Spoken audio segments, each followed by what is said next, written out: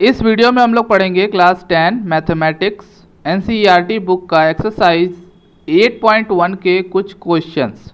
ठीक है, इसके पहले मैंने ट्रिग्नोमेट्री पर 2-3 वीडियो बनाया है जिसमें मैंने 8.1 के कुछ क्वेश्चंस भी बताए हैं और ये भी बताया है कि ट्रिग्नोमेट्रिक रेशियोज़ क्या होते हैं और इसका यूज़ कैसे किया जाता है। ठीक है, अगर आपने वो सारी वीडियोज़ नहीं देखी हैं तो मैं बता दूं, उसका लिंक आपको डिस्क्रिप्शन में मिल जाएगा। आप उन सारी वीडियोस को देख लें, समझ लें, जिससे कि इस वीडियो में बताए गए क्वेश्चंस आपको अच्छे से समझ में आ जाएंगे। तो इस वीडियो में हम लोग क्वेश्चन नंबर 8 से शुरू करेंगे। 1 से 7 तक मैं पिछली वीडियोज़ में बता चुका हूँ। क्वेश्चन नंबर 8 की बात करें तो लिखा हुआ है, if 3 cot a is equal to 4 check whether 1 minus tan square a upon 1 plus tan square a is equal to cos square a minus sine square a और नॉट। यहाँ पर एक इक्वेशन दिया गया है और बोला जा रहा है कि इसको चेक करिए कि ये ट्रू है या फॉल्स। में गिवन है 3 cot a is equal to 4, तो मैंने एक ट्रायंगल बना लिया जिसका नाम मैंने ए बी सी रख लिया। अब यहाँ पर एंगल ए की बात कर रहा है तो मैं एंगल ए के अकॉर्डिंग ही सारी चीज़ें लिखूँगा। एंगल बी यहाँ पर 90 डिग्री है, जैसा कि आपको पता होगा 90 डिग्री के सामने वाली साइड जो है हाइपोटेनस होती है और जिस एंगल की बात करते हैं उससे जुड़ी हुई साइड को हम बेस कहते हैं और उसके सामने की साइड परपेंडिकुलर होती है। अगर इसको थोड़ा सा सॉल्व करें तो ये बन जाएगा cot a is equal to 4/3 और cot का जो फॉर्मूला होता है वो बेस अपॉन परपेंडिकुलर होता है। ठीक है ना, अब बेस अपॉन परपेंडिकुलर के अकॉर्डिंग अगर यहाँ से देखें तो बेस है 4, तो एंगल ए के लिए बेस है आपका 4, तो यानी ये जो साइड है ये 4 हो गया। परपेंडिकुलर है 3, तो ये साइड हो गया आपका 3। हाइपोटेनस हम पाइथागोरस थ्योरम से फाइंड आउट कर लेंगे।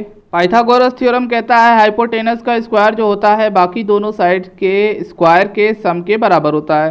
हाइपोटेनस की वैल्यू पता करनी है तो AC की जगह पे AC ही रहेगा और AB की वैल्यू है आपका 4 का स्क्वायर प्लस 3 का स्क्वायर। इसको हम और सॉल्व करेंगे तो ये आ जाएगा AC square is equal to 16 plus 9। अगर हम इसे ऐड कर दें तो ये 25 आ जाएगा। अब स्क्वायर अगर हटाकर दूसरे साइड स्क्वायर रूट लगा देंगे तो 25 जो होता है वो 5 का स्क्वायर होता है, तो AC की वैल्यू 5 आ गया, यानी हाइपोटेनस हमें पता चल गया। अब तीनों साइड पता चल गया है तो हम क्या करेंगे, हमसे पूछा गया है कि ये इक्वेशन ट्रू है या फॉल्स, तो इसमें LHS को अलग सॉल्व करेंगे और RHS को अलग, और सॉल्व करने के बाद अगर दोनों का आंसर सेम आ गया तो इसका मतलब ये ट्रू है इक्वेशन, अदरवाइज नहीं। ये मैंने देखिए LHS लिख लिया है। अब इसमें मैं वैल्यू पुट करूंगा तो यहाँ पर आप देखोगे 1 माइनस tan a की वैल्यू पुट करनी है। tan a जो होता है वो परपेंडिकुलर अपॉन बेस होता है, तो a के लिए परपेंडिकुलर है आपका 3 और बेस है 4, तो यानी tan a की जगह पे हम 3/4 लिख सकते हैं। क्लियर है, ये चीज़ मैंने पिछले वीडियोस में समझाया है कि फॉर्मूला लर्न करिए। tan a जो होगा यहाँ से परपेंडिकुलर अपॉन बेस यानी 3/4। उसी तरह नीचे भी वही वैल्यू पुट करनी है क्योंकि नीचे भी आपका tan a है और उसका स्क्वायर है। अब इसको सॉल्व करना है तो ये आ जाएगा 1 माइनस 9/16 और नीचे आ जाएगा 1 प्लस 9/16। इसको सॉल्व करना आपको आता होगा। 1 के नीचे 1 लेकर आप एलसीएम लेकर सॉल्व करोगे तो ये आ जाएगा 16 माइनस 9/16 और नीचे आ जाएगा 16 प्लस 9/16, 7/16 ऊपर आ गया और नीचे सॉल्व करेंगे तो 69 25/16। मैंने पिछले वीडियो में इस तरह के क्वेश्चन बताए थे कि जब ऊपर भी फ्रैक्शन हो नीचे भी फ्रैक्शन हो तो एक्चुअल में ये डिवाइड होता है, और डिवाइड का रूल आपको बचपन में पढ़ाया गया होगा क्लास 5 में कि बाद वाले नंबर को रेसिप्रोकल कर दो तो वो मल्टीप्लाई में चेंज हो जाता है, डिवाइड। 16 से 16 कट गया और आपका फाइनल आंसर कितना आ गया, 7/25। अब हम RHS को भी सॉल्व करेंगे, अगर वो भी इतना आ गया तो इसका मतलब कि ये ट्रू है। RHS को हमने लिख लिया है। अब यहाँ पर cos a की बात की जा रही है तो cos a का फॉर्मूला आपको पता होगा, बेस अपॉन हाइपोटेनस होता है। अगर हम फिगर में देखें तो बेस अपॉन हाइपोटेनस हो जाएगा 4/5, तो यानी cos a की जगह पे हम लिखेंगे 4/5 होल स्क्वायर माइनस साइन ए है तो साइन ए होता है परपेंडिकुलर अपॉन हाइपोटेनस यानी 3/5, तो ये हो जाएगा 3/5 होल स्क्वायर। अब इसी को हमें सॉल्व करना है तो थोड़ा हम इसको सॉल्व कर लेंगे तो ये आ जाएगा 16/25 माइनस 9/25। इसका एलसीएम ले लेंगे तो ये आ जाएगा 25, ऊपर आ जाएगा 16 माइनस 9। अब इसको सब्ट्रैक्ट करेंगे तो ये आ जाएगा 7/25। जैसा कि आप देख पा रहे हो LHS को भी सॉल्व करने पे 7/25 आया और RHS को भी सॉल्व करने पे 7/25 आया। तो हम कह सकते हैं कि जो LHS है वो RHS के इक्वल है। यहाँ हम कह सकते हैं कि ये दोनों ट्रू हैं। क्लियर है? तो जैसा कि मैंने आपको बताया, इसमें जो गिवन था उसकी हेल्प से हमने एक ट्रायंगल बनाया और ट्रायंगल में 2 साइड पता चल गया, तीसरी साइड पाइथागोरस से फाइंड आउट करके जो भी आपसे कहेगा वैल्यू फाइंड आउट करने को या ट्रू फॉल्स बताने को या कुछ भी आप वो कर सकते हो। ये आपको मैंने पिछले क्वेश्चंस में भी समझाया है। नेक्स्ट क्वेश्चन लिखा हुआ है in a triangle ABC right angle at B, यानी एक ट्रायंगल ABC जिसमें एंगल B जो है राइट एंगल है और एक रेशियो दिया गया है जैसा कि आपको क्वेश्चन नंबर 8 में भी दिया गया था। अब उसी से हम ट्रायंगल बनाएंगे और ट्रायंगल बनाने के बाद थर्ड साइड पाइथागोरस से फाइंड आउट करके जो भी पूछा है दोनों क्वेश्चन को सॉल्व कर लेंगे। tan A = 1/√3 गिवन है और जैसा कि आपको पता है tan का फॉर्मूला होता है परपेंडिकुलर अपॉन बेस। तो परपेंडिकुलर की वैल्यू हो जाएगी 1। इस ट्रायंगल में आप देखिए एंगल B को 90 डिग्री बोला गया था तो मैंने एंगल B को 90 बना लिया। एंगल A के अकॉर्डिंग बात करनी है तो एंगल A के अकॉर्डिंग जो परपेंडिकुलर है वो ये होगा और उसकी वैल्यू यहाँ पर 1 बता दिया है और बेस जो है आपका √3 होगा। हाइपोटेनस हम कैसे फाइंड आउट करेंगे? By Pythagoras theorem. यहाँ पर फॉर्मूला लिख लिया गया है और AC जो है हाइपोटेनस है जिसकी वैल्यू हमको फाइंड आउट करनी है। AB की वैल्यू यहाँ पर √3 है तो ये हो जाएगा √3 का होल स्क्वायर और BC की वैल्यू जो है वो 1 है तो 1 का स्क्वायर। इसको थोड़ा सॉल्व करेंगे, √3 का स्क्वायर करेंगे तो 3 आ जाएगा। 1 का स्क्वायर 1 होता है और यहाँ पर आ गया आपका 4। अब यहाँ से क्या करेंगे कि AC की जो वैल्यू है उसको फाइंड आउट करने के लिए यहाँ से स्क्वायर हटा के इधर स्क्वायर रूट लगा देंगे और इसको सॉल्व करने पे आ जाएगा आपका 2। तो यानी AC की वैल्यू जो कि हाइपोटेनस है वो आ गया 2। क्लियर है? अब आपसे क्वेश्चन नंबर 1 और 2 जो भी पूछा है उसको हम सॉल्व कर सकते हैं। पहला क्वेश्चन ये है आपके सामने, साइन A की वैल्यू पुट करनी है। अब देखिए एंगल A के अकॉर्डिंग हमें सारी चीज़ यहाँ पर लिखना है। तो साइन A का फॉर्मूला जो होता है वो परपेंडिकुलर अपॉन हाइपोटेनस होता है। तो साइन A के लिए परपेंडिकुलर अपॉन हाइपोटेनस क्या हो जाएगा? 1/2। तो यहाँ पर आ जाएगा 1/2। इनके बीच में कोई साइन नहीं है तो मल्टीप्लाई लगा देंगे। अब कॉस C पूछा है तो सबसे पहले कॉस का फॉर्मूला क्या होता है? Base upon hypotenuse. और C के अकॉर्डिंग बेस देखना है, ये याद रखिए। A के अकॉर्डिंग बेस मत देख लीजिएगा, C के अकॉर्डिंग अगर आप बेस देखोगे तो ये है बेस। याद रखिए ये है C के अकॉर्डिंग बेस। आपसे कॉस C पूछा है तो कॉस होता है बेस अपॉन हाइपोटेनस और C के लिए बेस यही है तो ये आ जाएगा 1/2। क्लियर है? यहाँ पे एंगल देखना ज़रूरी है। मैंने आपको पिछले वीडियोस में समझाया था कि एंगल पे डिपेंड करता है कि कौन परपेंडिकुलर है और कौन बेस है।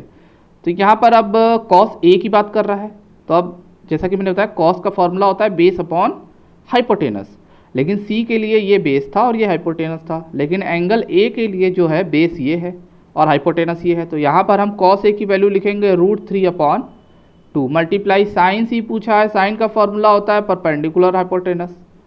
तो परपेंडिकुलर C के लिए तो ये होगा, है ना, क्योंकि C के सामने जो साइड होती है वो परपेंडिकुलर होता है।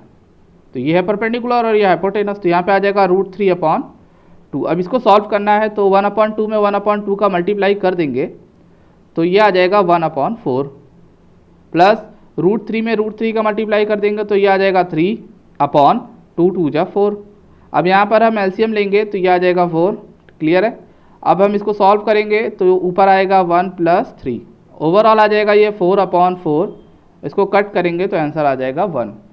आई होप आपको ये क्वेश्चन समझ में आ रहा होगा। सेकंड क्वेश्चन आपके सामने ये है, कॉस A और कॉस C को मल्टीप्लाई करना है, साइन A साइन C को मल्टीप्लाई करना है, सब्ट्रैक्ट कर देना है। तो कॉस A अगर आप यहाँ से देखोगे तो कॉस A के अकॉर्डिंग जो होता है फॉर्मूला होता है बेस अपॉन हाइपोटेनस। तो A के लिए बेस ये, हाइपोटेनस ये। तो यहाँ पर हम लिख सकते हैं √3/2। तो कॉस A की वैल्यू आ गया √3/2 मल्टीप्लाई कॉस C की बात करें तो बेस अपॉन हाइपोटेनस। C के लिए बेस कौन होगा? ये। तो ये हो जाएगा 1/2। अब साइन A की बात कर रहा है परपेंडिकुलर अपॉन हाइपोटेनस। तो A के लिए परपेंडिकुलर है 1, हाइपोटेनस है 2, तो ये आ जाएगा 1/2 मल्टीप्लाई साइन C की बात कर रहा है तो C के लिए परपेंडिकुलर कौन होगा? √3। तो ये आ जाएगा √3/2। देखिए वैल्यू लिखना अगर आप सीख जाएंगे ट्रिग्नोमेट्रिक्स का तो ये सारे क्वेश्चंस आप बड़ी आसानी से कर सकते हो। इसको मल्टीप्लाई करेंगे तो ये आ जाएगा √3/4 माइनस इधर भी आ जाएगा √3/4। 4। अब √3/4 में से √3/4 सब्ट्रैक्ट हो जाएगा तो कितना आ जाएगा 0। 10th क्वेश्चन है in triangle PQR right angle at Q, यानी एक ट्रायंगल है PQR जिसमें जो राइट एंगल है वो Q है और दिया गया है दो साइडें PR + QR is equal to 25। PQ की वैल्यू 5 दी गई है और आपसे sin P cos P tan P पूछ रहा है। तो ये गिवन है PR + QR is equal to 25 और PQ इज इक्वल टू 5। तो यहाँ पर हमने एक ट्रायंगल बना लिया, जैसा कि कहा जा रहा था कि एंगल Q जो है 90 डिग्री है, तो 90 डिग्री के सामने वाली साइड को हम हाइपोटेनस लेते हैं। अब जैसा कि क्वेश्चन में देख पा रहे हैं लिखा हुआ है sin P और cos P tan P, ये तीनों वैल्यू पता करनी है, तो एंगल P का बात हो रहा है। तो एंगल P के अकॉर्डिंग अगर देखा जाए तो ये जो साइड है ये बेस है और ये साइड जो है परपेंडिकुलर है। अब इसमें PQ का वैल्यू एग्जैक्ट दे दिया है, तो PQ की वैल्यू 5 है, इसमें तो कोई डाउट नहीं है। अब दो जो लेंथ हैं उनकी जो सम है वो 25 दिया गया है। अब दो वैल्यू का जब सम पता है हमको तो हम दोनों को अलग अलग सपोज कर सकते हैं। ऐसा क्वेश्चन आपने 7-8 में पढ़ा होगा कि जैसे कि दो नंबर हैं उसका सम जो है अगर 10 है तो उसमें से अगर एक नंबर 3 है तो दूसरा नंबर कैसे पता करोगे? 10 में से 3 को माइनस करके। वही लॉजिक यहाँ पर लगाया जा रहा है कि दो लेंथ है उसका सम 25 है, तो उसमें से पहले लेंथ को या किसी एक लेंथ को x ले लिया तो दूसरा कितना हो जाएगा अपने आप 25 माइनस x। सपोज करो x की वैल्यू 10 होती है तो दूसरा वाला 25 माइनस 10 यानी 15 होगा, इसमें तो कोई डाउट ही नहीं है। तो इस तरह से हम सपोज कर सकते हैं जब हमें दो नंबर का सम पता हो। तो अब देखिए तीनों पता है, यहाँ पाइथागोरस थ्योरम लगाएंगे। पाइथागोरस थ्योरम कहता है कि जो हाइपोटेनस होता है उसका स्क्वायर जो होता है बाकी दोनों साइड के स्क्वायर के सम के बराबर होता है। तो PR की वैल्यू यहाँ पर है 25 माइनस x का होल स्क्वायर। RQ को देखा जाए तो यहाँ पर x स्क्वायर हो जाएगा और QP है 5 का स्क्वायर। अब यहाँ पे a माइनस बी का होल स्क्वायर लगाएंगे तो ये हो जाएगा a square plus b square minus 2ab, ये आपने पढ़ा होगा, ये x स्क्वायर रहेगा और ये 25। अब इसको थोड़ा सॉल्व करेंगे तो x स्क्वायर से x स्क्वायर कैंसिल हो जाएगा और ये माइनस 50x यहीं पे रहेगा। वेरिएबल एक तरफ नंबर एक तरफ करते हैं तो इसको इधर लेकर आएंगे तो ये आ जाएगा 25 माइनस 625। तो इसको आगे सॉल्व करेंगे तो ये हो जाएगा 50x is equal to minus 50x है यहाँ पर देखिए, और ये अपोजिट साइन है सब्ट्रैक्ट हो जाएंगे तो 600 आएगा और साइन बढ़ेगा लगता है, इंटीजर तो पढ़ा ही होगा। माइनस से माइनस कैंसिल हो गया तो ये आ जाएगा 600/50 और 50 से इसको डिवाइड करोगे आप तो x की वैल्यू तो 12 आ गया। अब x की वैल्यू अगर ये 12 है तो आप इसको बोल सकते हो 25 माइनस 12 यानी ये 13 हो गया। तो अब तीनों वैल्यू आपको पता चल गया। अब पूछा गया है आपसे सबसे पहला क्वेश्चन साइन P। अब साइन तो आपको पता है कि होता है परपेंडिकुलर अपॉन हाइपोटेनस, तो P के लिए परपेंडिकुलर है 12, हाइपोटेनस है 13, तो ये आ जाएगा 12/13। फिर आपसे पूछा गया है कॉस P, तो कॉस P जो होता है वो होता है बेस अपॉन हाइपोटेनस, तो P के लिए बेस है 5, हाइपोटेनस है 13। इसके बाद लास्ट क्वेश्चन है tan P, ये होता है परपेंडिकुलर अपॉन बेस, तो परपेंडिकुलर है आपका यहाँ पर 12 और बेस है आपका 5। तो एक बार हमें तीनों साइड पता चल जाए तो यहाँ पे कुछ भी प्रूव करना हो, वैल्यू पता करना हो, वो हम कर सकते हैं। तो इस वीडियो में इतना ही। इसके बाद हम लोग नेक्स्ट वीडियो में 8.2 के क्वेश्चंस करेंगे और जानेंगे ट्रिग्नोमेट्रिक एंगल्स के बारे में, ठीक है ना। तो उस वीडियो को देखने के लिए चैनल को अभी सब्सक्राइब कर लीजिए अगर आपने नहीं किया है तो। ये वीडियो में बताए गए क्वेश्चन समझ में आए हो तो वीडियो को लाइक कर दीजिए और अपने दोस्तों से शेयर ज़रूर करिए।